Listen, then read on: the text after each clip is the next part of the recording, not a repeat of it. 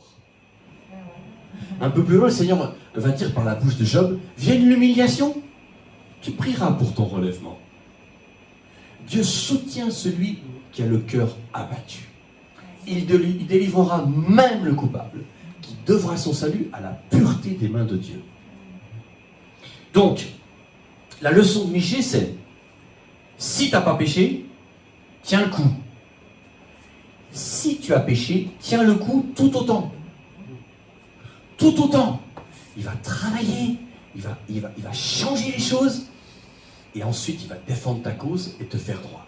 Il me conduira à la lumière et je contemplerai sa justice. Michée 7, verset 10. Mon ennemi le verra et sera couverte de honte. Parce que pendant que Dieu travaille notre cœur, nos ennemis se moquent de nous. Elle qui me disait, où est l'Éternel ton Dieu? Mes yeux se réjouiront à sa vue. Alors elle sera foulée aux pieds comme la boue des rues.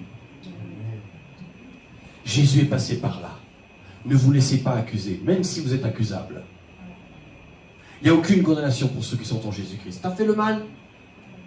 Tu n'es pas tout seul, moi aussi. La dernière fois, je parlais avec un frère, il me dit, je me suis pris les pieds dans le tapis, je paraphrase, hein. Je me suis pris les pieds dans le tapis, je viens de me prendre une gamelle, j'ai perdu 7 kilos. Puis on se raconte un peu comme ça, par rapport à ce que je suis en train de vivre lui. Et il dit, je lui dis, moi j'en suis à 4. Il me dit, je dors plus la nuit, moi non plus. Il m'a dit, pour la première fois de ma vie, ma femme m'a vu pleurer. Je dis, moi aussi. Alléluia. On ne va pas être content d'avoir pris une gamelle. Mais faisons comme Michée, on supporte. On supporte. Pendant ce temps, Seigneur, pardonne-moi. Seigneur, j'aurais pas dû. Seigneur, comment j'ai pu faire des erreurs pareilles? Comment j'ai pu être comme les amis de Job, par exemple? Comment j'ai pu faire ça? Et le Seigneur, il est content de ça. Parce que c'est comme s'il était en train d'installer un parterre de fleurs dans ton cœur. Et il l'arrose de son amour. Et il le couvre du sang de son Fils. Quand c'est prêt, il va défendre ta cause. Et les ennemis vont dire, mais il était coupable. Qu'est-ce que c'est? Non, on n'est pas d'accord. Alléluia. On avance et on bascule dans le Nouveau Testament. On ne fera pas tout, mais quand même on avance. Et là, comment dire, c'est plus Michée, c'est Judas. Alors lui, c'est plutôt mauvaise personne.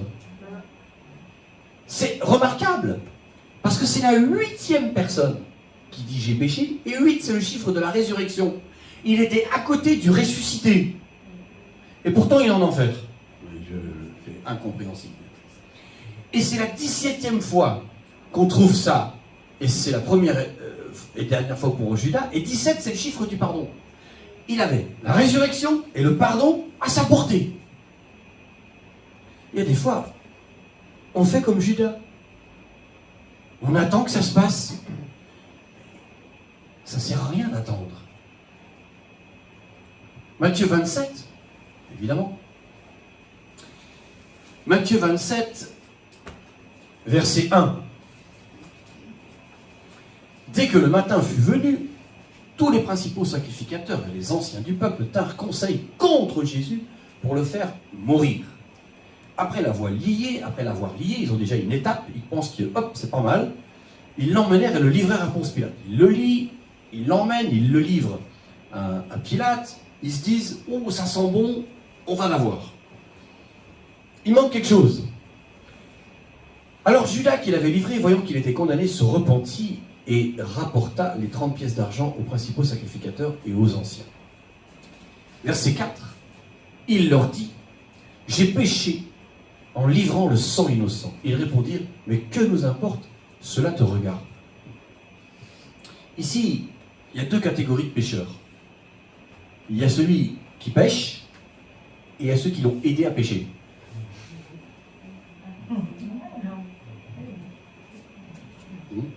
Premier, deuxième. Premier groupe, deuxième groupe. Le premier groupe, c'est la locomotive.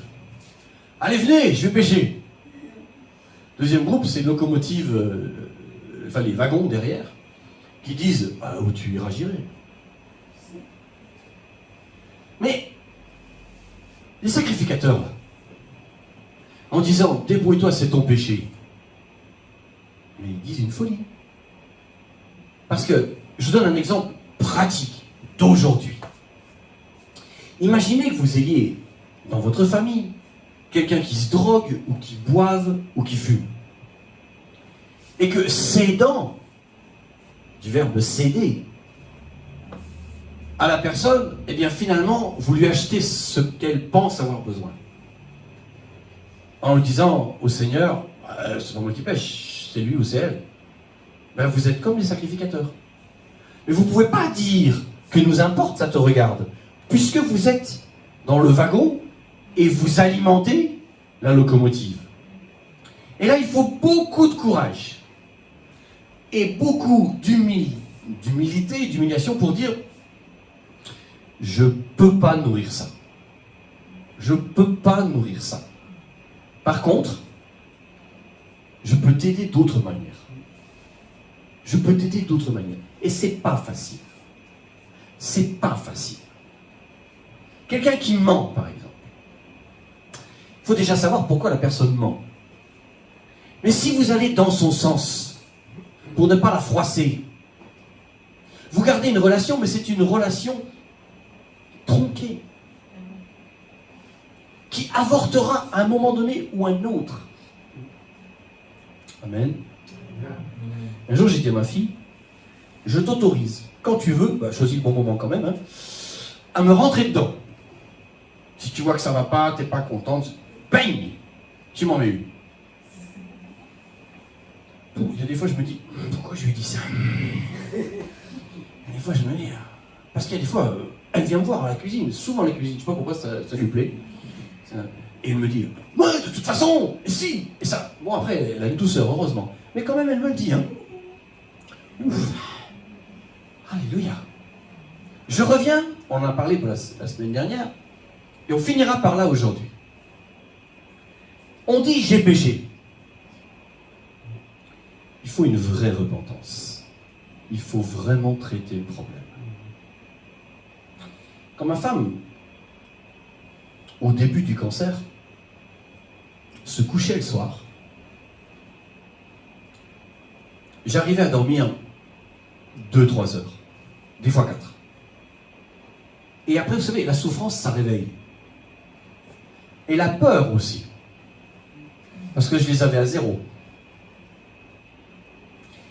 Et le truc, c'était, je regardais le drap pour voir s'il se levait, pour savoir s'il respirait. Et quand je le voyais respirer comme ça, il y a comme des films qui venaient à mon esprit. Tiens, mais il y a une fois, t'avais proposé d'aller au restaurant, t'étais fatigué, t'as pas eu envie et tout. Si elle meurt demain, ça ne mènera pas à ce restaurant. Et là, je me disais, mais c'est pas vrai. Pourquoi je ne l'ai pas amené? Et cette paire de boucles d'oreilles, là, elle lui plaisait pas trop. Et toi, tu as pris celle-là alors que ça te paraissait un détail. Mais aujourd'hui, c'est une montagne. Et j'étais là, comme ça, en train de regarder le drap monter, descendre, monter, descendre. C'est très factuel. Hein, ça. Ton. Mais alors, ça fait un bien. Puis je repassais comme ça. Des disputes. On se demande pourquoi elle était là. Des moments où, si je m'étais tué, ça aurait été mieux.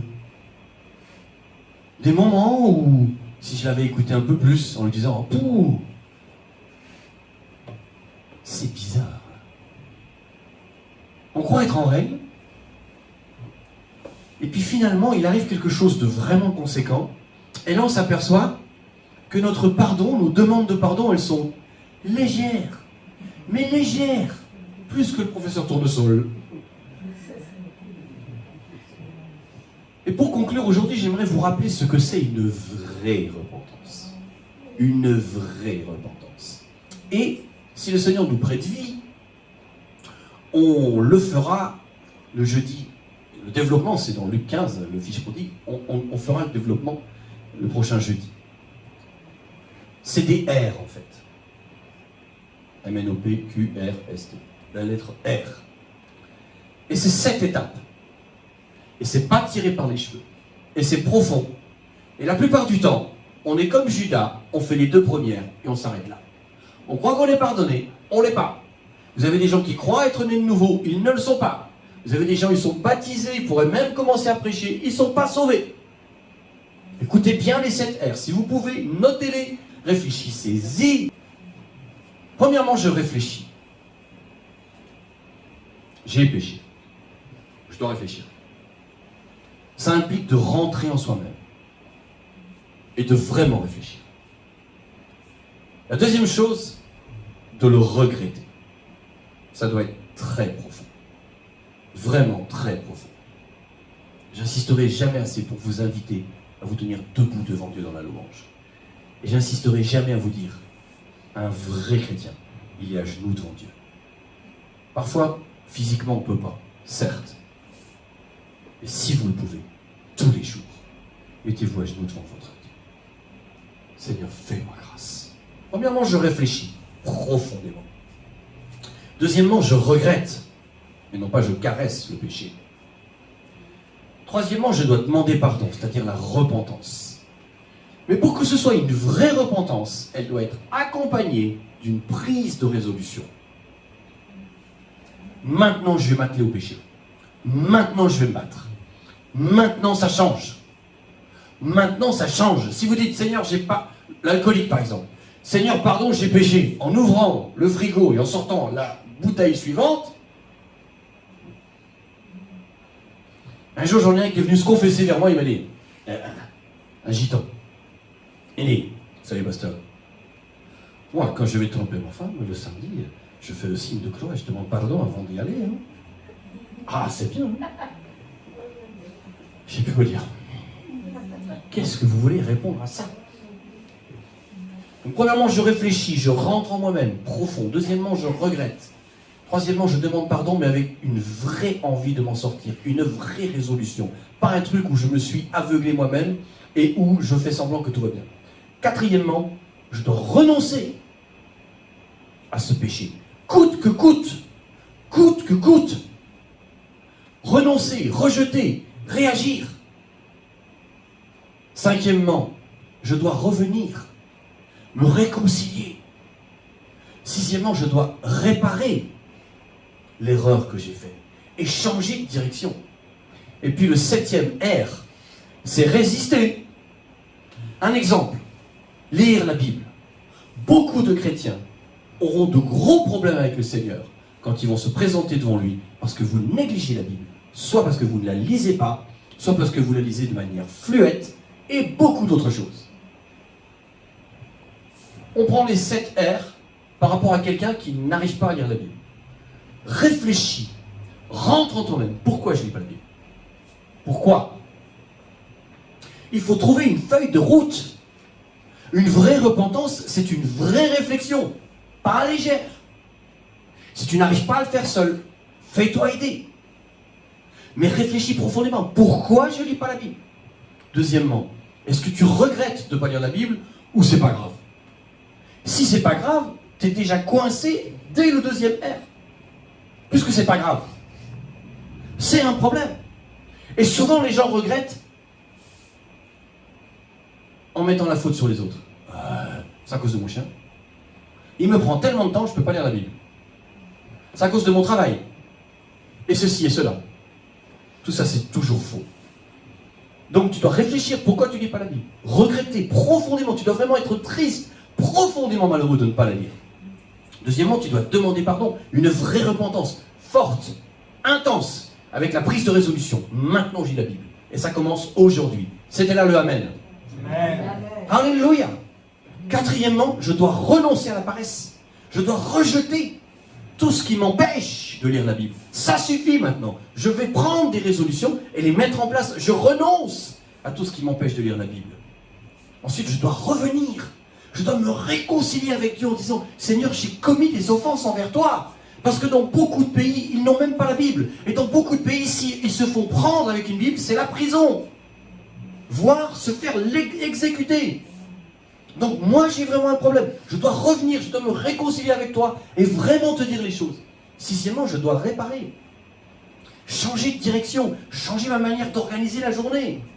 Trouver quel est le moment où je vais lire la Bible. Pour certains, c'est le matin. Pour certains, c'est la nuit. Pour certains, c'est le soir. Trouver le moment. Et puis résister. Quand le jour, et il va venir, où on va me dire, ah ben non, mon âme, ma chair, ceci, cela. Ah ben non, aujourd'hui je ne lis pas la Bible. Résiste. Résiste contre toi-même, contre la chair. Amen. Alléluia. Amen. Parce que lire la Bible, c'est la vie. Lire la Bible, c'est ta vie. Ta vie en dépend. Alléluia. C'est sont fiables. Vous m'inquiétez. Oh, qu'est-ce que vous m'inquiétez? Parce que quand je vous parle de lire la Bible, vous devriez être waouh. C'est tellement important ce que je suis en train de vous dire. C'est tellement important. Je suis sûr que si Florence pouvait revoir maintenant, elle serait heureuse de retrouver la joie de tourner les pages d'une Bible. Alléluia. Alléluia. Amen. Je vous redis ça encore une dernière fois et on conclut. Premièrement, je réfléchis. Deuxièmement, je regrette. Troisièmement, je me repens avec des résolutions. Quatrièmement, je renonce, je rejette ce que j'ai fait. Cinquièmement, je reviens, je me réconcilie. Sixièmement, je repars, je change de direction.